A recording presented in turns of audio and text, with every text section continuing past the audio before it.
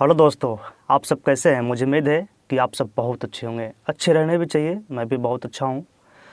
जैसे कि आप लोगों को पता है कि हमारे देश में क्राइम प्रतिदिन इतना ज़्यादा तेज़ी से बढ़ते जा रहा, कहीं रुकने का नाम ही नहीं ले रहा।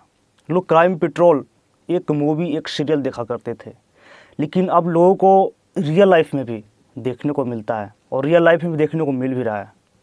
बहुत सारा ऐसा क्राइम है हमारे देश में, हमारे बिहार में, हमारे राज्य में, जो पर डे कहीं न कहीं किसी न किसी कारणवश से होता ही होता है और किसी न किसी को मौत होता ही होता है। तो मैं इस पे बात करने वाला हूँ जो श्रद्धा और आफ्ताब के बीच में जो श्रद्धा का जो हत्या हुई। श्रद्धा हत्याकांड को लेकर के पूरी की पूरी हिंदुस्तान में और पूरी की पूरी मतलब राजधानी में, दिल्ली में खलबली मचा कर रख दिया है, सभी को पता है। तो आज उससे रिलेटेड मैं कुछ प्रूफ के साथ में सच्चाई लेकर के मैं आप लोग के बीच में आया हूँ। तो आप लोग प्लीज़ पूरा का पूरा वीडियो में बने रहे और समझे ये क्राइम स्टोरी कहाँ से शुरू हुई, कहाँ तक गई और कहाँ जाकर एंड कर गई। तो पूरी की पूरी डिटेल्स में इस वीडियो में बात करूँगा। सबसे पहले मैं बता दूँ कि यह स्टोरी शुरुआत होती है मुंबई से। आफ्ताब और श्रद्धा कॉल सेंटर में एक ही जगह पे काम किया करते थे। कुछ साल बीते, कुछ महीने बीतने के बाद में दोनों के बीच में अटैचमेंट हुई और दोस्ती हो गई दोनों के बीच में। फिर कुछ दिन बाद बीते, कुछ महीने बाद बीते, कुछ साल भी बीते। धीरे धीरे दोस्ती के बीच में दोनों को प्यार में बदल गया, दोनों के बीच में प्यार हो गया। तो ये साल 2018 की बात है। साल 2018 में आफ्ताब का एज बताया जा रहा है 27 साल और श्रद्धा का एज बताया जा रहा है 25 साल। श्रद्धा 25 साल और आफ्ताब 27 साल, दोनों बालिग थे, दोनों शादी करना चाहते थे। आफ्ताब ने ये अफवाह फैलाया था कि मैं तुमसे शादी करूँगा, श्रद्धा को बहुत ज़्यादा विश्वास दिलाया था और श्रद्धा उसके विश्वास में, उसके प्यार में डूबती चली गई। और मैं बता दूं कि 2019 में दोनों एक दूसरे के बीच में रिलेशनशिप में आने लगे थे। 2018 में प्यार हुआ, 2019 में रिलेशनशिप में आ गए। और उसके बाद में श्रद्धा की माँ, श्रद्धा की पिताजी बहुत बोलते थे कि बेटी तुम हमारी बेटी हो, तुम ऐसा नहीं कर सकती हो। आखिर तुम ऐसा कैसे कर सकती हो मुझे छोड़ करके, और मुझे छोड़कर तुम कैसे रह सकती हो, तुम ऐसा नहीं कर सकती। फिर कुछ दिन बाद बीता, श्रद्धा ने माँ को बहुत डांटी, बहुत बोली कि तुम मुझे अब बोलने वाली कोई नहीं होती हो। मैं 25 साल की हो गई हूँ और मुझे जीवन में क्या करना है, नहीं करना है, पूरा फैसला लेने का अधिकार मुझे खुद है और मैं खुद फैसला लूँगा। और मुझे किसके साथ में रिलेशन में रहना है, किससे मुझे शादी करनी है, किसको मुझे लाइफ पार्टनर बनाना है, पूरी के पूरे अधिकार लेने का हक है मुझे। श्रद्धा ने ऐसा बोल करके श्रद्धा ने पूरी की पूरी अपने घर से सामान उठाई, बैग उठाई और वहाँ से आफ्ताब के साथ में निकल पड़ी। आफ्ताब के साथ में निकल पड़ने के बाद में कुछ दिन बाद मलाड में ही, मुंबई के मलाड में ही, कॉल सेंटर के आजू बाजू इर्द गिर्द में ही एक फ्लैट किराए पे खरीद रखे थे। वही किराए पे फ्लैट में रहा करते थे। कुछ दिन बाद बीता तो उसकी माँ को काफ़ी ज़्यादा चिंता होने लगी थी, क्योंकि उसकी बेटी छोड़ करके चली गई थी। काफ़ी ज़्यादा चिंता हुई कि मेरी बेटी कहाँ होगी, कैसे होगी, किस तरह से होगी, क्योंकि माँ होती है, सभी को चिंता होती है। तो माँ और उसके पिताजी श्रद्धा का खोज खबर बहुत किया करते थे, लेकिन उसका अपडेट, श्रद्धा का अपडेट लेने के लिए व्हाट्सएप, फेसबुक, इंस्टाग्राम स्टोरी वगैरह का यूज किया करते थे। तो श्रद्धा का खबर अपडेट पर डे कुछ न कुछ श्रद्धा का माता पिता को मिल जाया करता था। फिर कुछ दिन बाद बीता तो दोनों की प्लानिंग बनी। श्रद्धा के प्लानिंग बना और आफ्ताब का कि यहाँ से दिल्ली की ओर चलता हूँ, दिल्ली की ओर निकल पड़े। और मुंबई से दिल्ली आने के बाद सबसे पहली बार दिल्ली के पहाड़गंज होटल में रुके थे। कुछ दिन बाद वहाँ पे उस होटल में बीतने के बाद कुछ वक्त अपने साथी के साथ में भी बिताए थे। वहाँ से कुछ वक्त बिताने के बाद उसकी माँ की और भी ज़्यादा चिंता होने लगी, श्रद्धा की माँ की। तो इतनी ज़्यादा चिंता हुई, इतनी ज़्यादा टेंशन हुई कि हमारी बेटी कहाँ है, कैसे है। इतनी साल बीत गया। फिर उसकी माँ को 23 जनवरी 2020 को मौत हो जाता है। मौत हो जाने के बाद में श्रद्धा को खबर जाता है और आफ्ताब को भी खबर जाता है, श्रद्धा को पिताजी को भी खबर जाता है। तो तीनों लोग काफ़ी ज़्यादा घबरा जाते हैं। घबराने के बाद में माँ को मरने के बाद माँ से मिलने के लिए वापस घर भी आते हैं। घर आने के बाद में माँ को अंतिम संस्कार किए। और श्रद्धा और आफ्ताब के बीच में काफ़ी ज़्यादा पहले से भी झगड़ा हुआ करते थे। झगड़ा होने के बाद उसकी माँ जब मरी तो एक जगह तीनों लोग इकट्ठे हुए, आफ्ताब, श्रद्धा और श्रद्धा के पिताजी। श्रद्धा अपने पिताजी से कंप्लेन भी की कि मुझे आफ्ताब मारता है, पिटता है, डांटता है, मुझे बहुत परेशान भी करता है।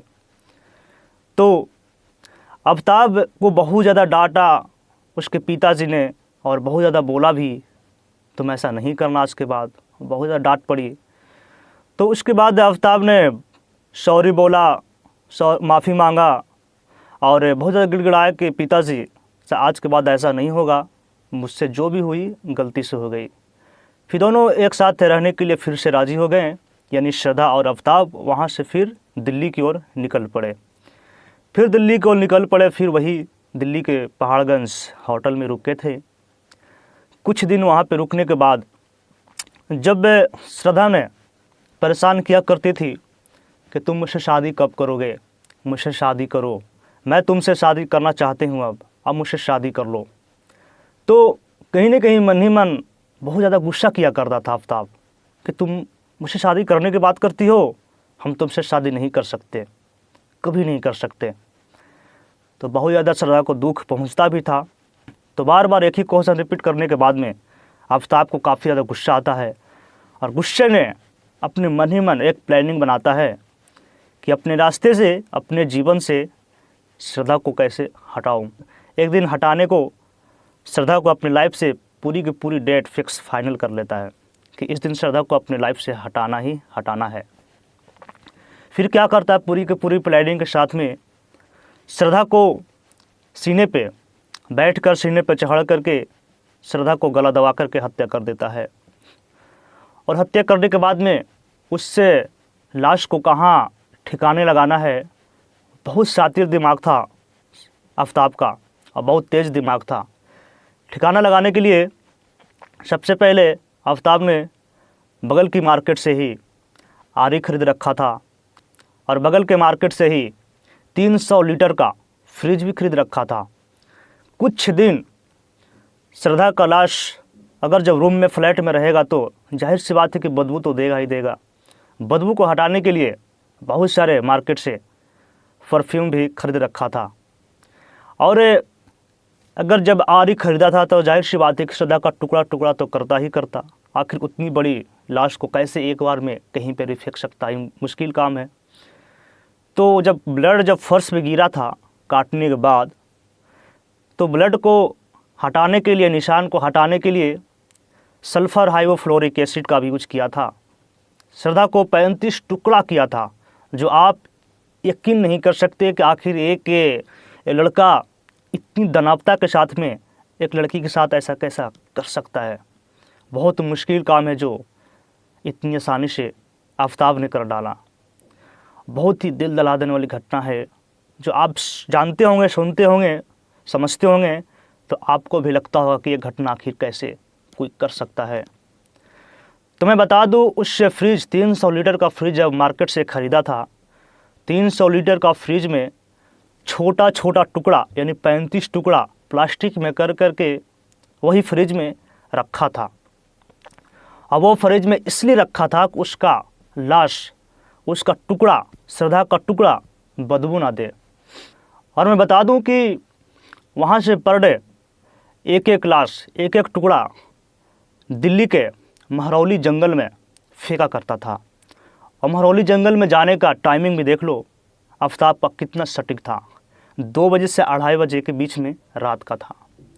वही रात में 2 बजे 2:30 बजे के बीच में एक टुकड़ा बैग में डाल कर ले जाया करता था और महरौली के जंगलों में फेंका करता था। जब आफ्ताब को भूख लगती थी खाना वाने के लिए तो अपने घर से अपने फ्लैट से बाहर तो जाना पड़ता, तो पूरी प्लानिंग के साथ में वो कभी भी बाहर नहीं जाता, कभी भी दूसरे के सामने अपना चेहरा नहीं दिखाता। और कुछ भी खाना मंगाना होता हो, जैसे कि चाय, बिस्किट, ब्रेड, खाना कुछ भी हो, तो वो ऑनलाइन ही ऑर्डर करता था कि मैं किसी को नज़र ना जाऊं। उसके बाद में पूरी की पूरी लाश फ्रिज में रखा पड़ा है, फ्रिज में पूरी की पूरी श्रद्धा का लाश है, पूरा टुकड़ा है। उसके बाद में भी दिल्ली में आफ्ताब का फिर से एक गर्लफ्रेंड बन जाती है। आफ्ताब का प्यार में दिल्ली की जो गर्लफ्रेंड थी वो अंधी हो जाती है और वही फ्लैट में आफ्ताब लाया करता था जिस फ्लैट में श्रद्धा का लाश पड़ा हुआ था, लाश रखा हुआ था। ये बहुत ज़्यादा सोचने की बात है, समझने की बात है कि एक घर में, एक फ्लैट में एक लाश पड़ा हुआ है और वही लाश में आफ्ताब और उसकी दूसरी गर्लफ्रेंड आते थे और फिर चले भी जाते थे।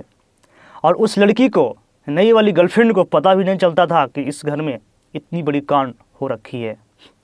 ये बहुत प्लानिंग के साथ में सट्टी काम करता था आफ्ताब कि किसी को भनक तक नहीं पता चला कि आखिर ऐसे क्यों किया, कैसे किया, कब किया। तो महरौली के जंगल में सारी की सारी वो श्रद्धा का लाश को ठिकाना लगा दिया, सारा लाश को टुकड़ा फेंक दिया।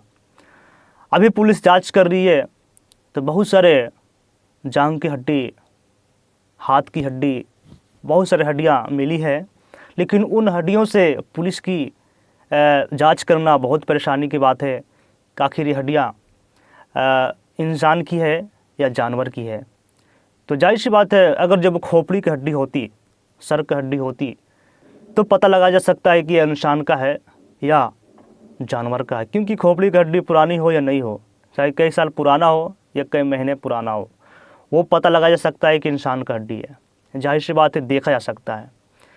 आखिर जांघ की हड्डी, हाथ की हड्डी को पता लगाना बहुत मुश्किल काम है कि इंसान का हड्डी है या जानवर की हड्डी है। तो पुलिस इस पर काफ़ी ज़्यादा अपना जोड़ तोड़ से महरौली का पुलिस काम कर रही है और मुझे उम्मीद है कि बहुत जल्द इसका अंजाम मिलेगा और सज़ा भी मिलेगी। क्या सज़ा होना चाहिए, कुछ अपडेट हमारे पास आता है तो हम आप तक ज़रूर पहुंचाऊंगा। और मैं बात कर लूँ, श्रद्धा की माँ जब इस दुनिया से गुजर गई थी तो श्रद्धा का खोज खबर करने के लिए उसके पिताजी बहुत बेचैन हो गए थे, क्योंकि उसके पिताजी श्रद्धा का अपडेट लिया करते थे WhatsApp, Facebook, Instagram, Twitter, status वगैरह से। तो जब श्रद्धा का मौत हुआ था तो कुछ महीने तक श्रद्धा का total social media ID Aftab चलाया करता था, ताकि किसी को डाउट भी ना हो कि श्रद्धा मर गई। तो उसके पिताजी को 1 महीने तक का अपडेट नहीं मिला। तो 1 महीने का अपडेट नहीं मिला तो श्रद्धा के पिताजी काफ़ी ज़्यादा घबरा गए कि आखिर मेरी बेटी का अपडेट क्यों नहीं सोशल मीडिया पर आ रहा है, क्यों नहीं मिल पा रहा मुझे। इस कारण से उसके पिताजी स्थानीय थाने, पुलिस थाने में कंप्लेन दर्ज भी करवाए थे, लेकिन उस कंप्लेन दर्ज को उतनी ज़्यादा गंभीरता रूप से नहीं लिया गया।